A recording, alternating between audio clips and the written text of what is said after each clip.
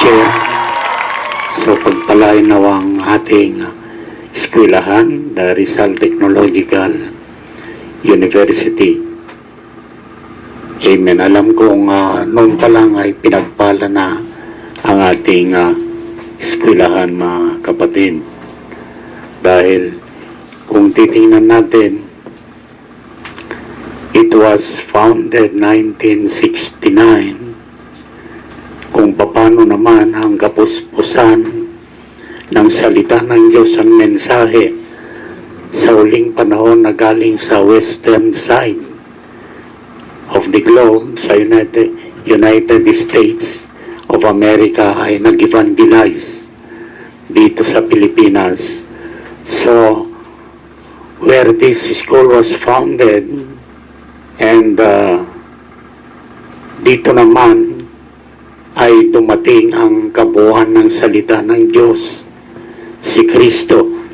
Ang kabuuan ng salita ng Diyos, ang kapuspusan, ay ang Kristo na ating hinahanap, mga kapatid. It was the Lord Jesus Christ. Kung titingnan natin sa John 1:1, in the beginning was the Word, and the Word was with God, and the Word was God. So, kapag sinabing kapuspusan, dumating tayo sa pinakadulo ng panahon na kung saan dumating ang ating Panginoong Jesucristo at siya ang mensahe sa huling panahon.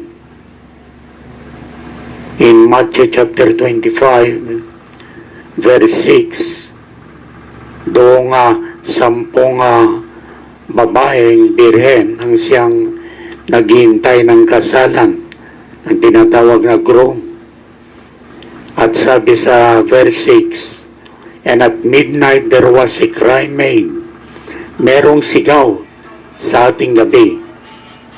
At ang sabi, behold, the bridegroom cometh, go ye out to meet him. Amen. At ang mensahe sa huling panahon, it is the coming of the Lord bilang bridegroom. So that is the midnight cry, the message of the hour. Ito rin ang pananggalang natin sa lahat ng ating mga problema sa buhay. Puri ng Diyos sa lahat ng pagkikipagbaga, pagkikipag-gyera sa kaaway. Ito ay pananggalang natin, mga kapatid. Kaya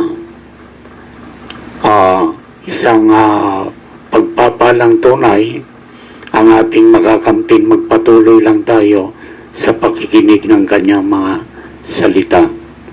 Dahil ang kanyang salita ay kung sincero inyong mga puso, ito'y magkakaroon ng kapangyarihan. Amen. Ang panahon natin, last time, tinalakay natin, tinats lang natin yung judgment, paghatol, wrath of the Lamb. Dahil ang mensaheng ito, mga kapatid, it was a warning message, a last call before the judgment. So, ibig sabihin, ang Diyos ay hindi siya naghahatol kapag wala munang imbitasyon or warning. Lahat ng tao, even in the times of Noah, bago niya hinatulan ng mundo sa pamamagitan ng dakilang pagbaha, ay nagbigay kay Noah, ginamit niya si Noah as instrument or spokesperson para iparating ang mensahe sa kanyang panahon na sila'y magsisi dahil ang Diyos ay gugunawin ang mundo sa pamamagitan ng dakilang pagbaha. At hindi ito pinaniwalaan ng majority, only the families of Noah, dahil ang Diyos ay gumagamit sa mga kasimplihan. Si Noah hindi kilalang tao. Siya'y farmer, simple lang. Samantalang ang mundo sa panahon yun ay kasi nga talino ng ating panahon ngayon. They have their own inventions. Kung anong invention ng tao ngayon, ganon din ang panahon ni Noah. Sinaysay lang ang panahon ni Noah na sila'y umiinom ng alak, they are taking marriage, divorce marriage, they are planting lahat, ay magkikita natin sa ating panahon. At sa panahon ito, kapag ito na ang ating nakita, sabi ng Biblia, according to Luke chapter 17 verse 30, this is the time that the Son of Man is being revealed. Ibig sabihin, na ipapangaral muli ang anak ng tao, na ipapangaral muli ang kanyang salita. The gospel of the kingdom has been preached unto all the world. Pagkatapos nito ay ang tagiwakas. So ibig sabihin, after the preaching of the word, at sa lahat na hindi tumanggap nito, the same message, parehong berbo ng Diyos ang siyang hatol dito sa mundo. According to what He had done through His message. Kaya ang mensahe ito ay sadyang ito'y biyaya ng Diyos para sa bawat isa, para sa bawat puso gustong maglingkod at magkaroon ng takot sa Diyos na lumalang ng langit at lupa. Sa relihiyon, umalis kayo sa relihiyon. Ang relihiyon ay it's only covering. Parang sa Old Testament na nagkasala ang Israelita at mag-aalay siya ng tupa doon sa templo at titinggin yun ng ating Panginoon. Patatawarin kayo ng Diyos, pero hindi ito nag-aalis ng kasalanan. Pagkatapos mong mag-alay ng dugo na inosenteng tupa, after that, ganun pa rin ang iyong pag-uugali. Walang pagbabago. Ganyan ang relihiyon. Amen. Pero kapag tinanggap mo ang iyong tagapagligtas na si Jesucristo, meron siyang kapangyarihan para baguhin ang inyong mga buhay, mga kapatid. Amen. Nasa panahon tayo ng napakaraming karahasan. Ito ay madilim na panahon. Ang tawag sa Biblia, it's midnight time. Mag-alas 12 na ng ating gabi. Ibig sabihin, talagang malalim na ang dilim. Pero, sabi naman, sa panahon ng kadiliman, ay merong sumilay na liwanag. Ito ay buhay ng ating Panginoon Jesucristo. Ito'y liwanag, full of righteousness. At yan ang ipinapangaral ngayon ng kanyang malingkod na nagkaroon ng testimonya sa ating Panginoong Hesus.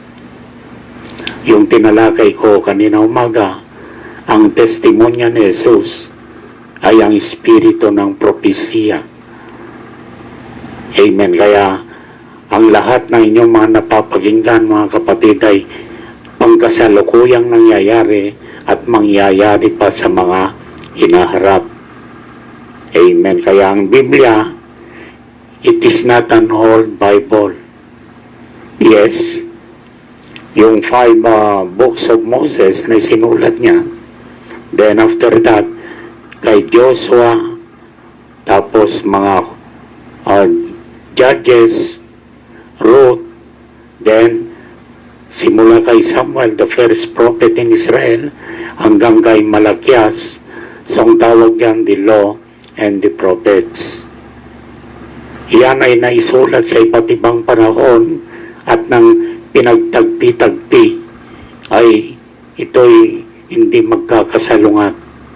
Dahil ito ay propesya. Ang laman ng Biblia ngayon with the Old or the Law and the Prophets, dinagdagan ng 4 Gospel, Matthew, Mark, Luke, John, and then Acts of the Apostles, then ang bawat Gospel ng mga Apostles, sina Saint Paul,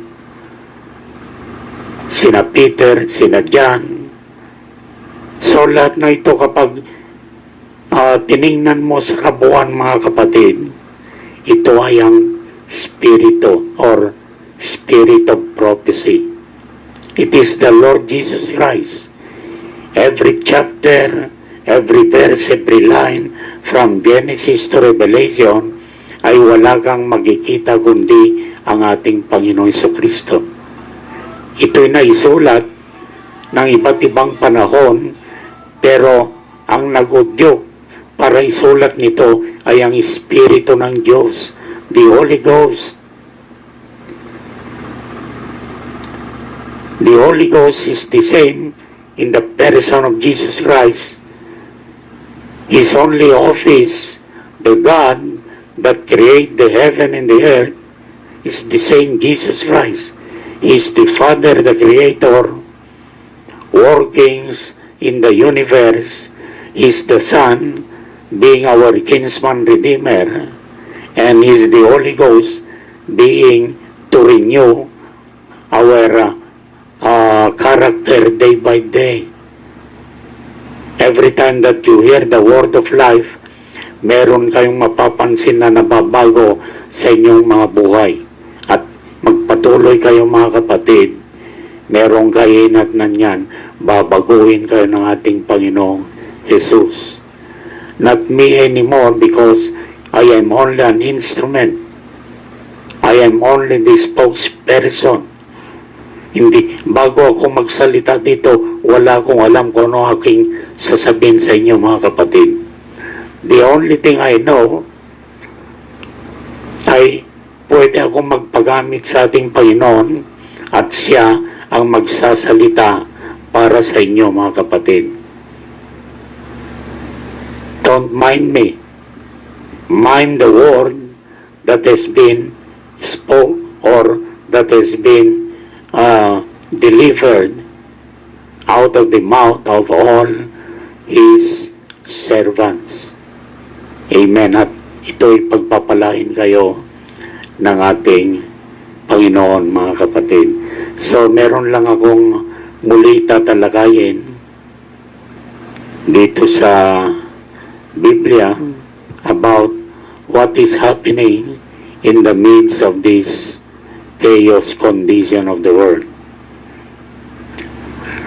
Sa Luke chapter 21 verse 25, sabi rito, "And there shall be signs in the sun, and in the moon, and in the stars, and upon the earth distress of nations."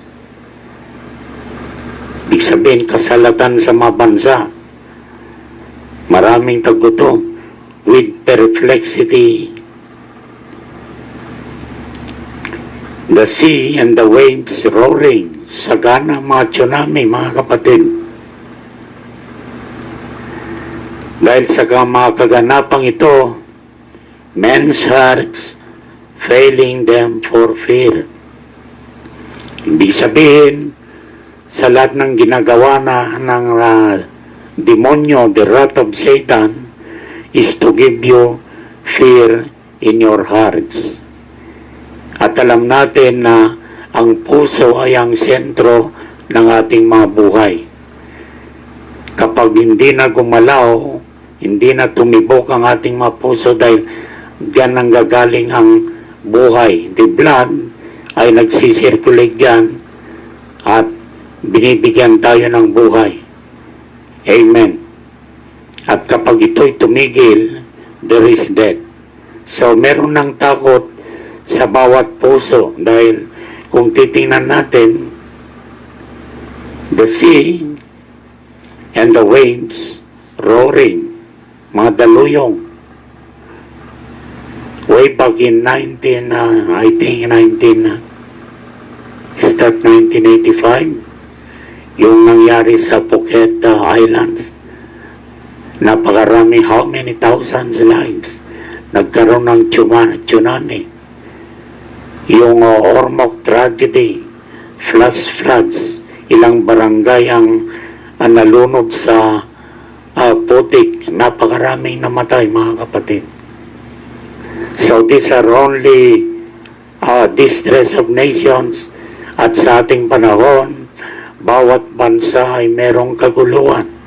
Hindi nagkakaintindihan, magkakaibang ating mga ideolohiya, mga kapatid. May pasista, merong ateista, mga communist na hindi naniniwala sa Diyos. Amen. Men's hearts failing them for fear and for looking after those things which are coming on the earth, for the powers of heaven shall be shaken. Pati kapangyarihan ng kalangitan ay mayuyog-yog, ika nga. Tingnan natin sa ibang talata. So, ang salitang ito, sabi, and this word, Hebrews chapter 12, verse 27.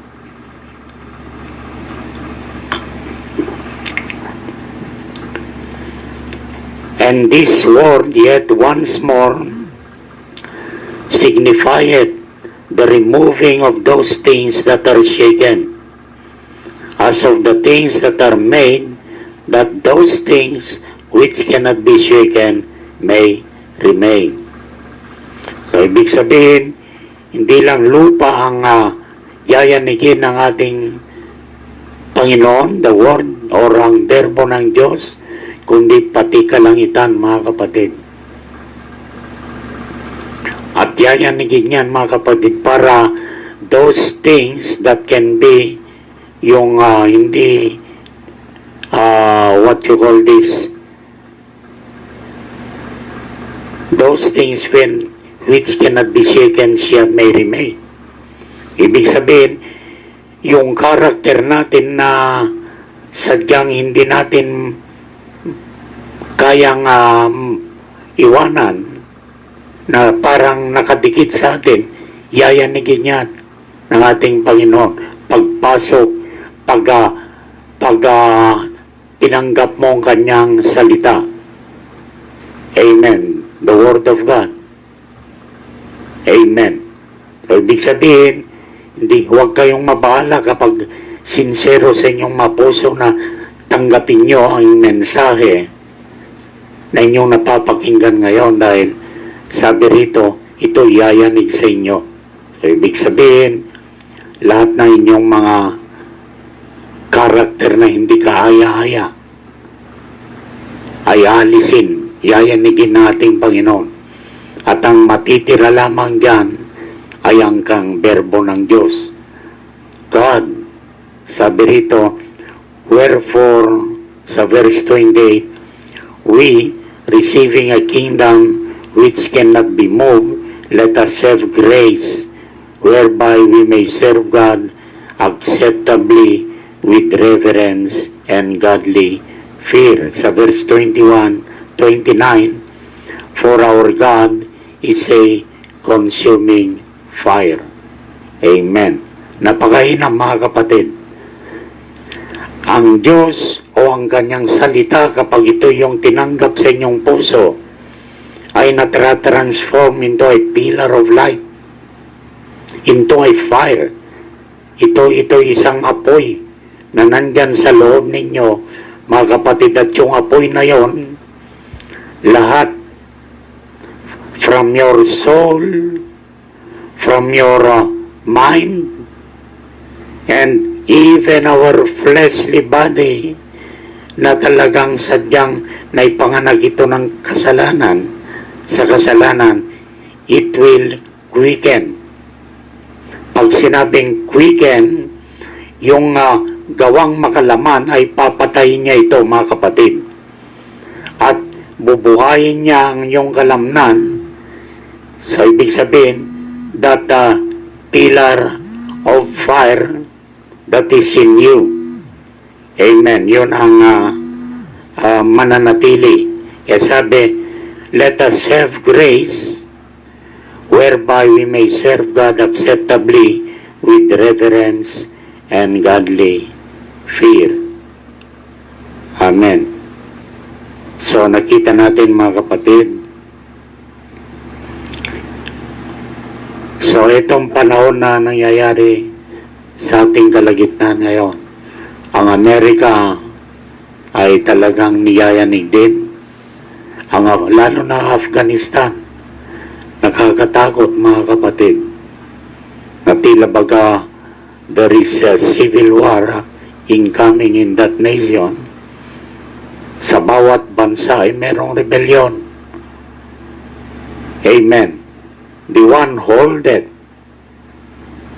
that the spirit or the wrath of the Lamb ay kayo at ako na pinananatilian ng salita ng ating Panginoon. So habang nandito tayo sa ibabaw ng lupa, asahan nyo na hindi magpapakawala ang Russia ng kanyang bomba atomika. Hindi magpapakawala sa tatama sa lupa ang China o ang Amerika o sino mang bansa na merong taglay ng bomba atomika, mga kapatid. Dahil ang biyaya ng Diyos ay sapat pa rin, bagamat sadyang nandito na tayo sa chaos. Hindi natin matangka dahil sinamahan pa ng germ warfare.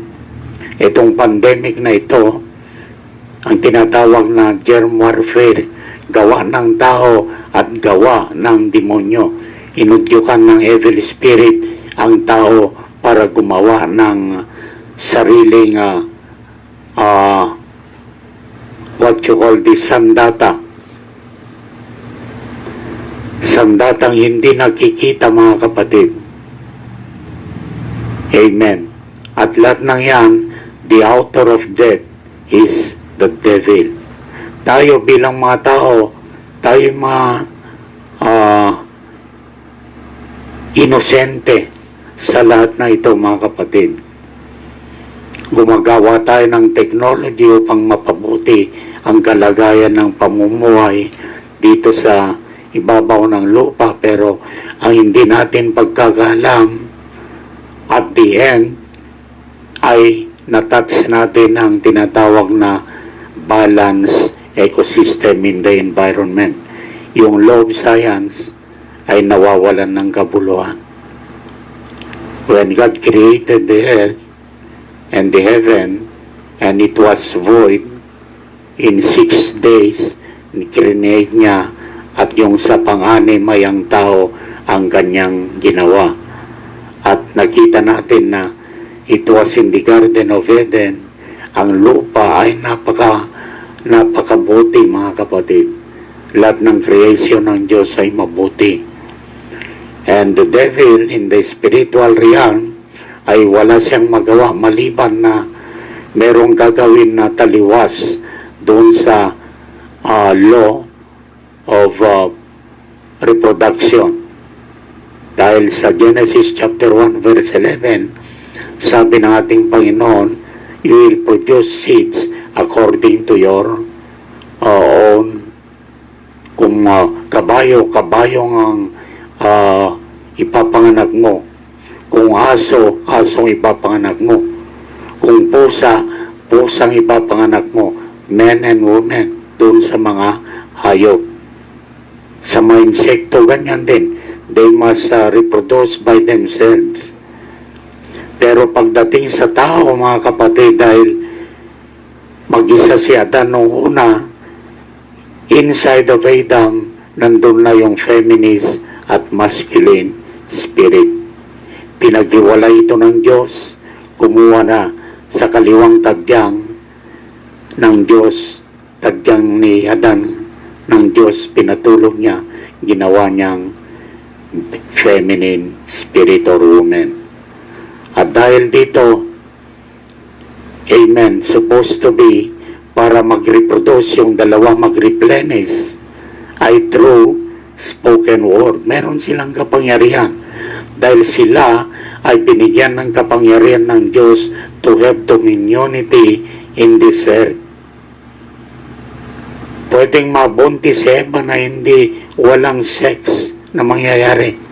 Only by the spoken word. Pero ganun pa man, dahil ang Diablo ay nilinlang niya si Eva, sinipingan niya si Eva, nagkaroon ng tinatawag na mix, na defile yung law in Genesis chapter 1 verse 11. Kaya nga, ang serpente, which is the wisest beast, ay niligawan niya si Eva hanggang sa nung si Eva ay tumanggap sa panliligaw ng serpente at matipunong serpente, mga kapatid, tinuruan niya ang babae ng animal way of reproduction. At pagka turo kay Eva, ibinigay naman niya kay Adan. Ayun, nahiwalay sila sa presensya ng ating Panginoon. And they know they are naked. So, na-defile nila ang kautusan ng Diyos. Kaya, nagkaroon ng, sa panahon natin, it is only, we are the recipient of the things what Adam and Eve had made. Kaya merong hospital, merong simbahan, merong sementeryo, graveyard. Lahat ng ito ay ang produkto ng kasalanan ng ating mga magulang.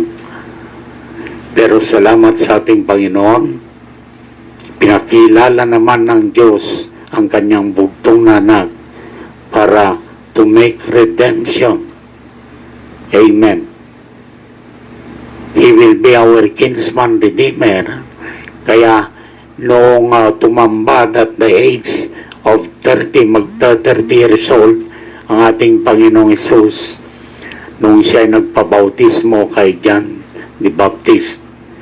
Kaya sabi ni John the Baptist, "Behold, the Lamb of God who takes away the sins of the world."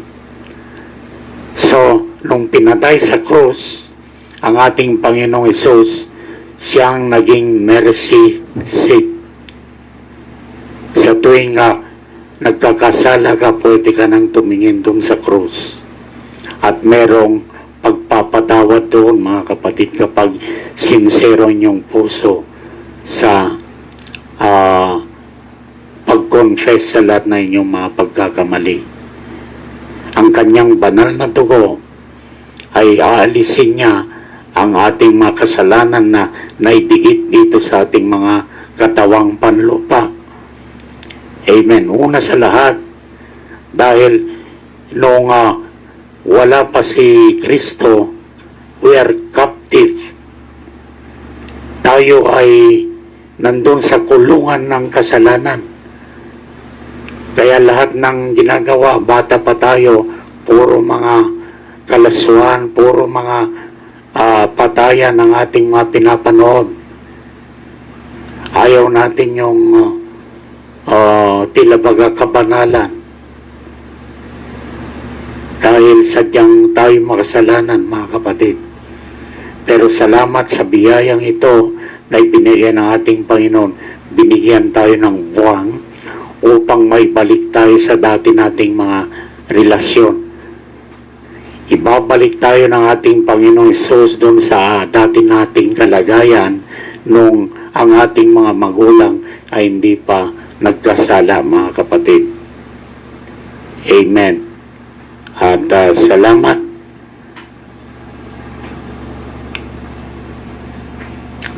Sa verse 27, so heaven shall be shaken. So ang punto ko rito mga kapatid, yung makarumal-dumal na yung ginagawa dati ay pupugnawin ng ating Panginoon. Sabi,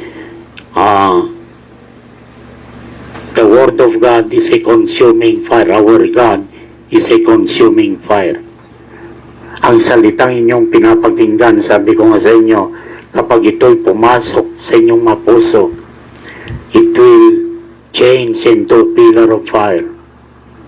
At yung pillar of fire na yon, mararamdaman nyo, merong nababago sa inyong mga kaisipan. Merong panlaban sa inyong mga kaaway na nakadwell doon sa inyong mga puso. At kapag totally tinanggap nyo ang Kristo na aking binapangaral, lalayas yung evil spirit na nananahan sa inyong mga puso, mga kapatid. Luke 21 verse 27. And then shall they see the Son of Man coming in a cloud with power and great glory. Sino ang anak ng tao? Amen. Si Jesucristo, in-address niyang kanyang sarili nung nagkatawan siya dito sa ibabaw ng lupa as Son of Man. In the church ages, simula sa day of Pentecost, He was the Son of God, the Holy Ghost. Ang Espiritu Santo ang siyang ating comforter according to John chapter 14 verse 26. Siya rin ang ating teacher. Tuturuan niya tayo yung mga turo na atin nang narinig sa mga nakaraang mga panahon. I-refresh niya sa atin at ipapahayag niya sa atin, mga kapatid. Ibig sabihin, ang Espiritu Santo, comforter, teacher, then after na maturuan na niya tayo at mag-mature tayo, mga kapatid, the Holy Spirit, being the Word of God, ang berbo ng Diyos, ay makikipag-isa sa atin. Ibig sabihin, siya ang ating asawang lalaki, ang iglesia naman ang kanyang pinakasalang babae. Amen. Purihin ng Diyos. Kaya nga even in Ephesians chapter 5 verse 24, 25, 26, husband, sabi, love your wives as Christ also loved the church. Pinaralel niya ang between husband and wife. Si Kristo ang ulo at ang iglesia naman ang kanyang katawan. Si Kristo ang lalaki, ang iglesia ang siyang second Eve, ang babae, which is the church. Kaya nung siya nabubuhay pa rito, all powers in heaven and in earth was given unto me by my Father, sabi ng ating Panginoong Jesus. And all that I have given it to my church. Kaya in Matthew chapter 16 verse 18, Amen, confidence ang ating Panginoon nung sinabi niya sa kanyang mga lagad, upon this rock I will build my church. Yung rock doon is revelation. Sa Ilocano, paltiing. Sa Tagalog, kapahayagan. In English, revelation. Dahil ang revelation, parang isang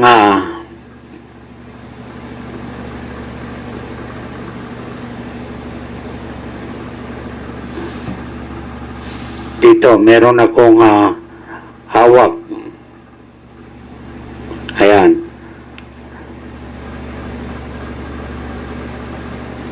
This is a secret.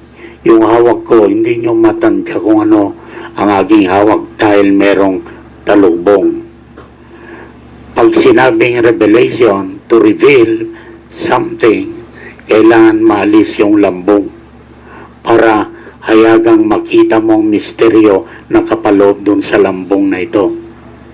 And that's what the seventh angel came in Revelation chapter 10 verse 7 para buksan ang 7 selyo. The seventh seal, when in the days of the voice of the seventh angel, when he shall begin to sound his message, the mysteries of God should be finished. Dahil yung mystery, it's not yet revealed, pero nung buksan ito, ay naipahayag ang misteryo ng Diyos. At sa panahon natin, nangyari ang lahat na ito, mga kapatid. Panahon ni Daniel, pinakita kay Daniel ang panahon natin, pero sabi ng angel sa kanya, sealed up those books, don't write it. Ito'y may papaliwanag o mabubuksan in many days that would be at the end of this world. Amen. Kaya panahon ni Daniel, panahon ni John the Beloved, inireveal nga, pinayag pero misteryo pa rin. Binuksan ang tatak, Revelation chapter 6, pero it was a mystery. Pero sa huling panahon, all lost ends mystery has been revealed. Kaya ang kinatatakutan ngayon ng kaaway, the devil, and all his followers, is Genesis and Revelation. Ang Genesis, kung nasaan nagsimula ang kasalanan. At sa Book of Revelation, kung saan hahantong ang dyablo, mga kapatid, sa dagat-dagatang apoy.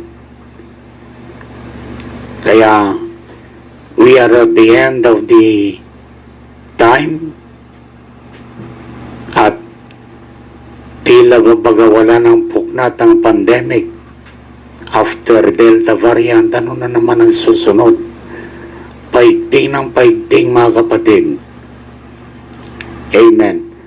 Ang kondisyon ng mundo, ang ekonomiya,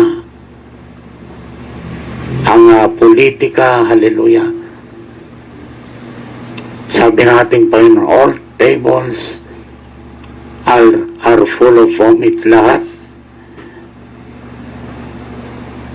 punong-puno ng suka. Ibig sabihin, lahat ng mga opisina ng bawat gobyerno dito sa mundo ay puro corruption. Ang laman ng kanilang kaisipan ay puro evil thoughts. Amen. At nandidiri ang ating Panginoon. Kaya ginunaw ang Diyos sa panahon ni Noah because of that evil thoughts. All men in their minds are full of evil. Patayan dito, patayan doon. Krimen. Hallelujah. And even the Lord God repented all his deeds. And Noah found grace in the sight of the Lord, kaya preserve niya si Noah. Pero mo, sa panahon yun na umabot ng 1,000, almost 1,700 plus years na nabuhay ang mga tao, nagkalat ang tao dito sa ibabaw ng lupa. Biro mo, ang mga tao ron ay nabubuhay ng si Methuselah 969. Si Adan ay 800 plus 930 years. Ang mga tao ron ay nabubuhay ng kulang-kulang na 1,000 taon. ilan kaya ang naipapanganak nila?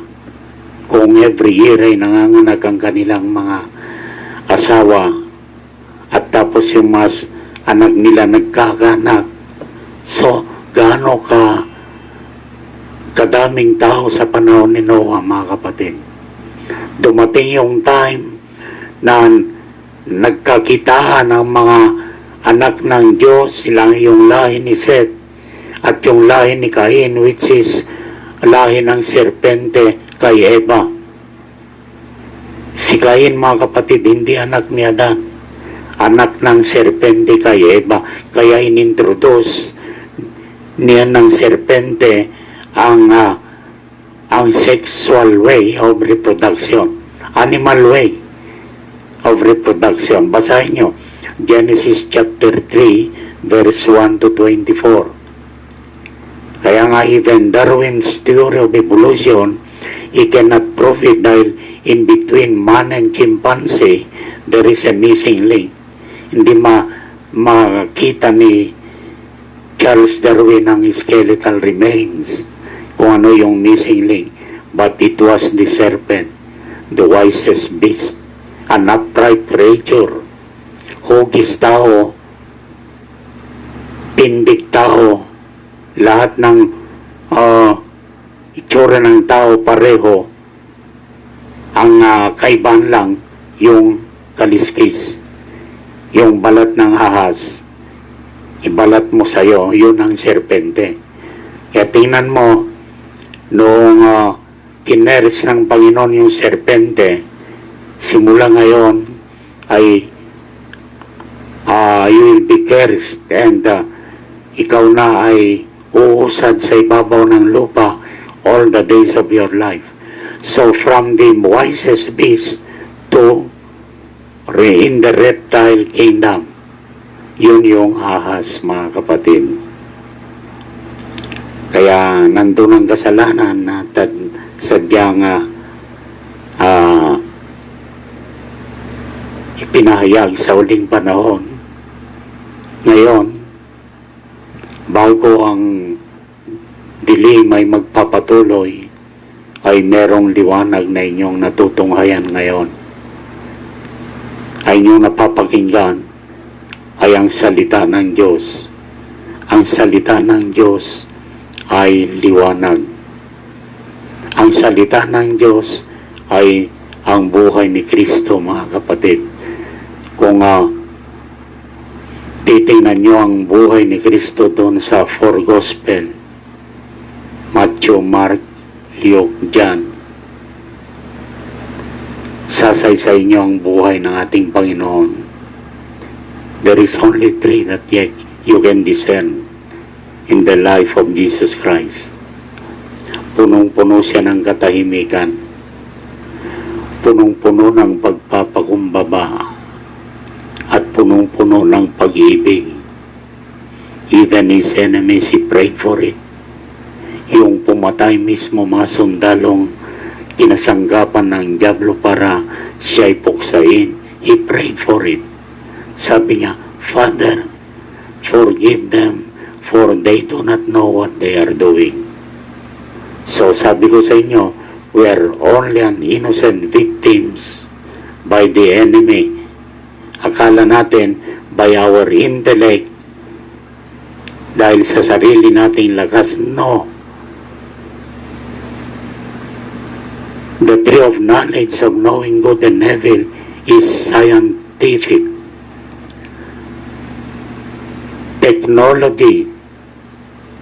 Kaya diyan nanggagaling ang ating mga talino in the tree of knowledge of knowing good and evil. At sa pagkain natin yon, palagi tayong kumakain.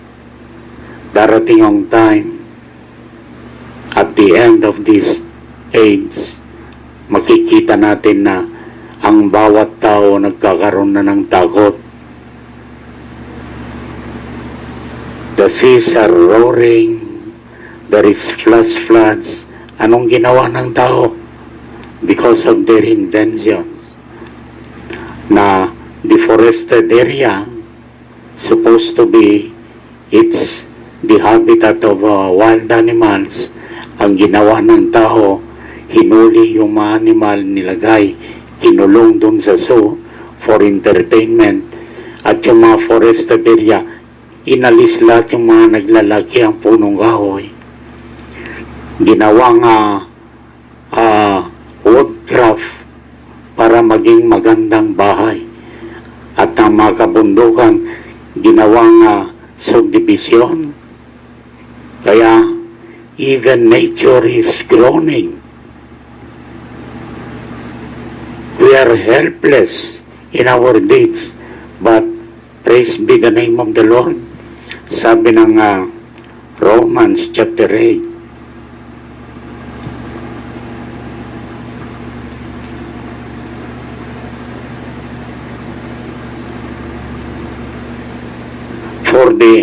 Verse 19, for the earnest expectation of the creature waited for the manifestation of the sons of God.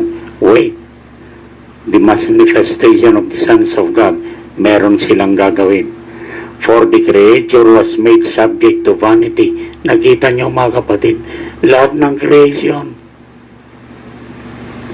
ay nasakop ng kawalang kabuluhan.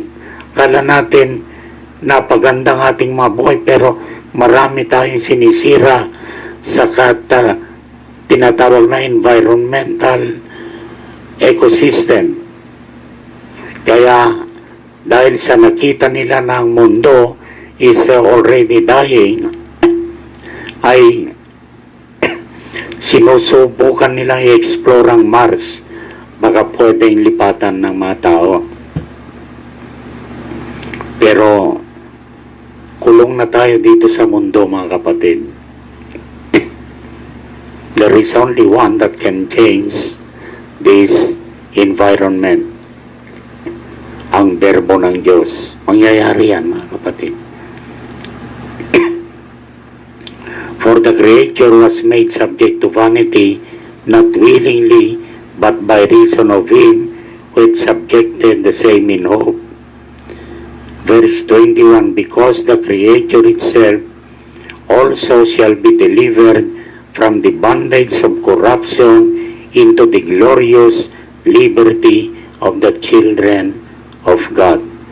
So paglitaw ng mga anak ng Diyos, magkakaroon ng malaya. Ang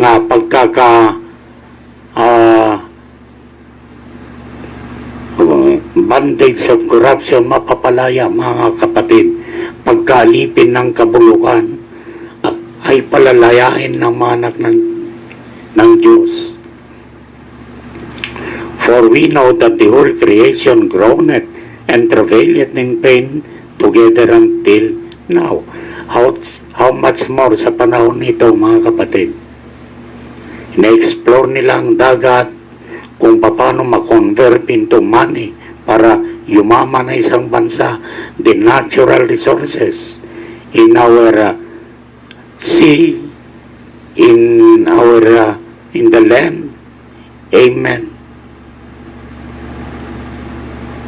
Ang kaisipan ng tao is money, money, money.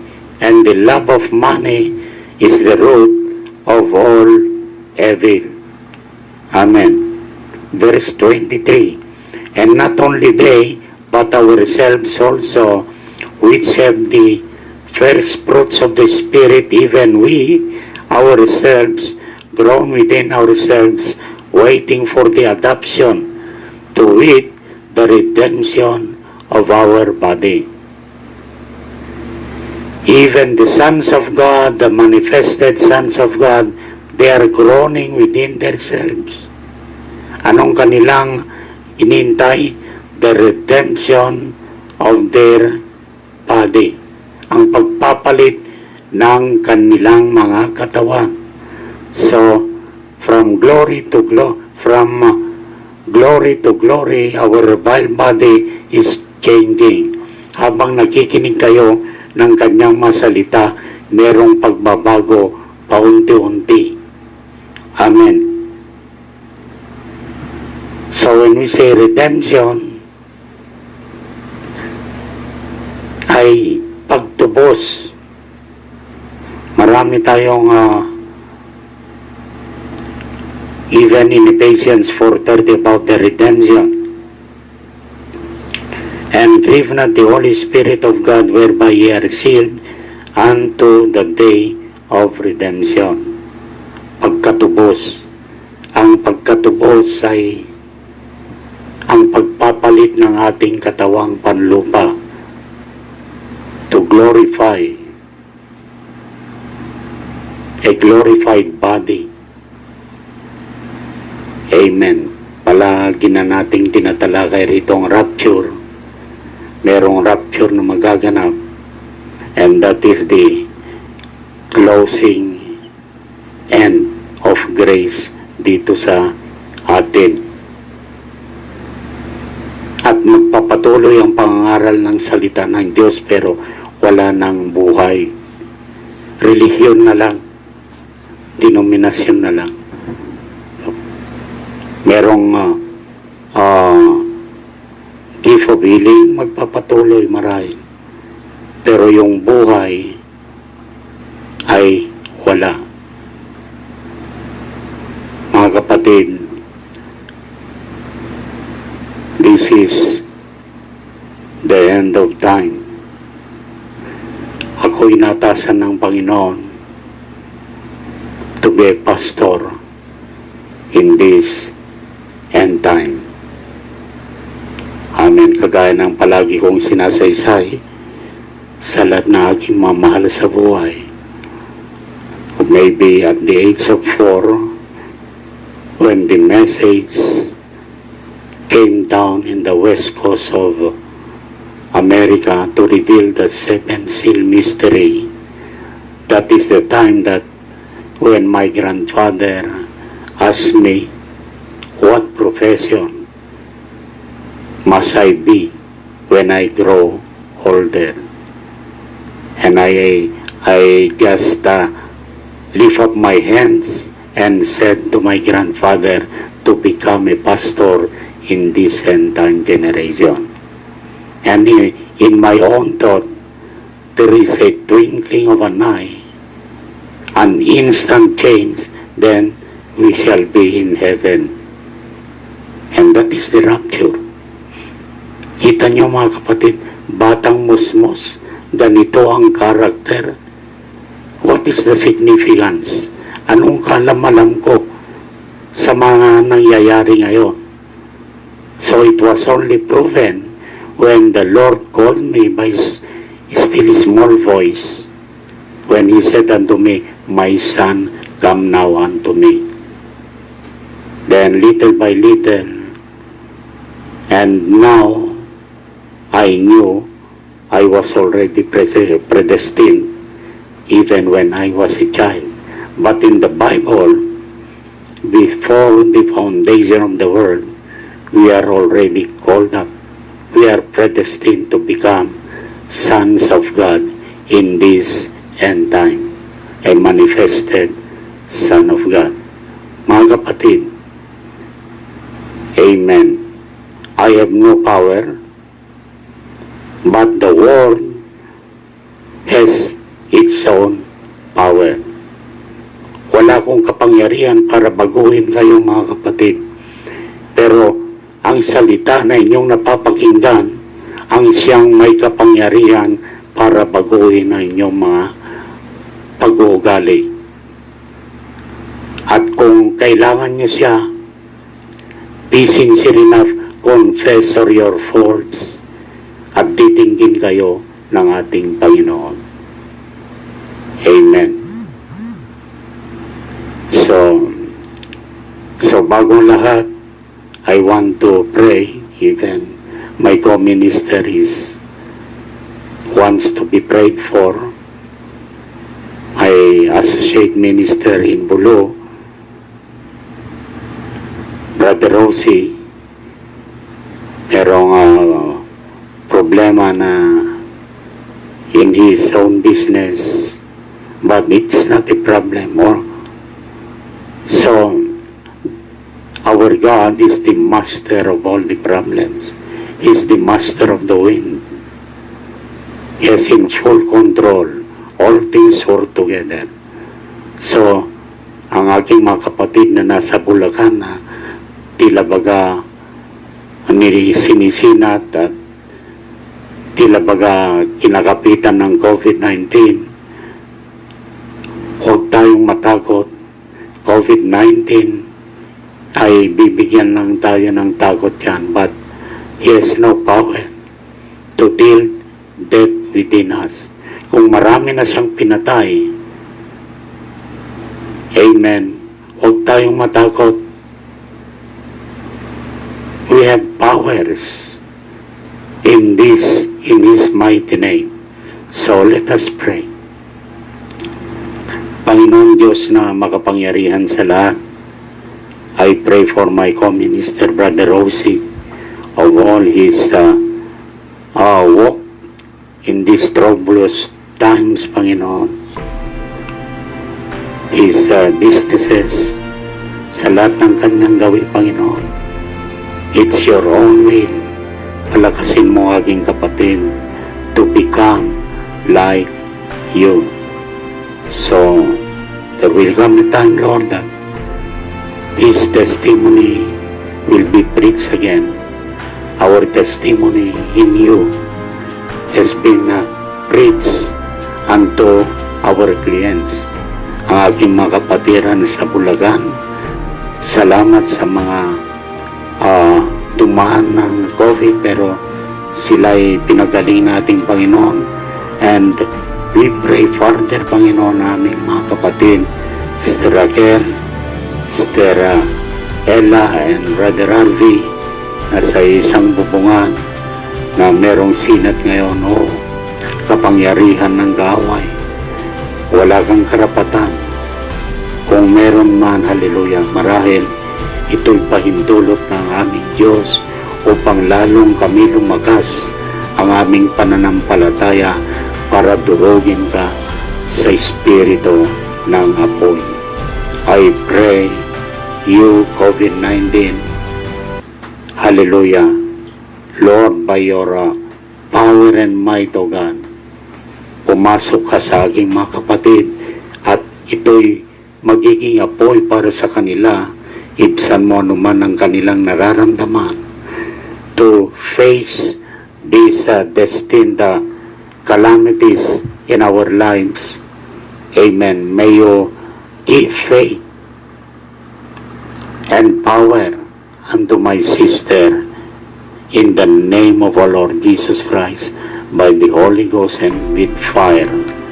Amen. Thank you, Jesus. Hallelujah. Sa lahat ng aking mga tagapakinig, ano man ang kanilang mga hinaing, problema in this pandemic, Lord, bigyan mo sila ng proteksyon, Panginoon. I pray in the mighty name of our Lord Jesus Christ. Amen.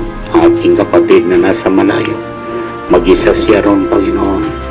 May you protect her, Lord. Sister Herminia, in the mighty name of our Lord Jesus Christ, ang iyong kapangyarihan, ang siyang sumako sa lahat ng dadapuan ng iyong salita sa gabing ito.